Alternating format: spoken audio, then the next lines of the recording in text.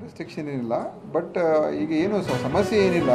ಆದರೆ ಮುಂದೆ ಏನು ಮಾಡಬೇಕು ಇನ್ನೊಮ್ಮೆ ಕೇಳ್ಕೊಂಡು ನಾವು, ಯಾಕಂದರೆ ಇದು ನಾವು ಎಷ್ಟು ಎಚ್ಚರಿಕೆ ಇರಬೇಕು ಅಷ್ಟು ಎಚ್ಚರಿಕೆಯನ್ನು ವಹಿಸಬೇಕು ಅಂತಲೇ ನಾವು ಯಾವುದೇ ಒಂದು ಸಣ್ಣ ಲೋಪನೂ ಆಗಬಾರ್ದು ಅಂತ ನಾವು ಎಲ್ಲ ಅದಕ್ಕೆ ಮುಂಜಾಗ್ರತೆಯನ್ನು ವಹಿಸ್ತೇವೆ.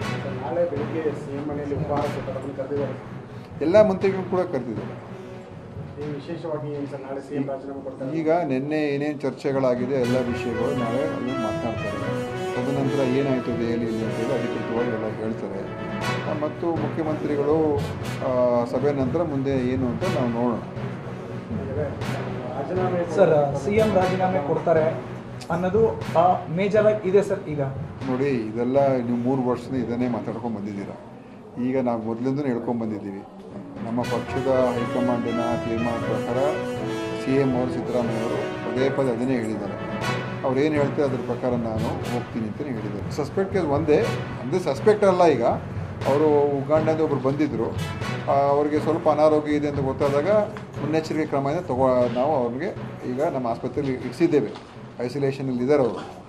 ಈಗ ಏನು ನೆಗೆಟಿವ್ ಬಂದಿದೆ, ಅದರಿಂದ ಯಾವುದೂ ಗಾಬರಿ ಪಡುವಂಥದ್ದು ಏನಿಲ್ಲ, ಆತಂಕ ಒಳಗಾಡ್ತಕ್ಕಂಥದ್ದು ಏನೂ ಇಲ್ಲ. ಮತ್ತು ಸಾರ್ವಜನಿಕರು ಇದ್ರ ಬಗ್ಗೆ ಅನಾವಶ್ಯಕವಾಗಿ ಗೊಂದಲ ಸೃಷ್ಟಿ ಮಾಡ್ಕೊಳ್ಳೋದು ಬೇಡ. ನಾವೆಲ್ಲ ಮುನ್ನೆಚ್ಚರಿಕೆ ಕ್ರಮಗಳನ್ನು ಸರ್ಕಾರ ತಗೊಳ್ತಾ ಇದೆ. ಸ್ಟೇಬಲ್ ಇದ್ದಾರೆ, ಆರಾಮಾಗಿದ್ದಾರೆ. ಅವರು ಪಾಪ ಬೇರೆ ಹೊರಡಬೇಕು ಅಂತ ಇದ್ದಾರೆ, ಆದರೂ ಕೂಡ ಗೈಡ್ಲೈನ್ಸ್ ಪ್ರಕಾರ ಬೇಡ ಅಂತ ಇಟ್ಕೊಂಡಿದ್ದೀವಿ. ಇನ್ನೊಮ್ಮೆ ನಾವು ಕೇಂದ್ರ ಜೊತೆ ಮಾತನಾಡಿಕೊಂಡು ಅವರ ಇದ್ರ ಪ್ರಕಾರ ಗೈಡ್ಲೈನ್ಸ್ ಪ್ರಕಾರ ಮುಂದಿನ ಕ್ರಮ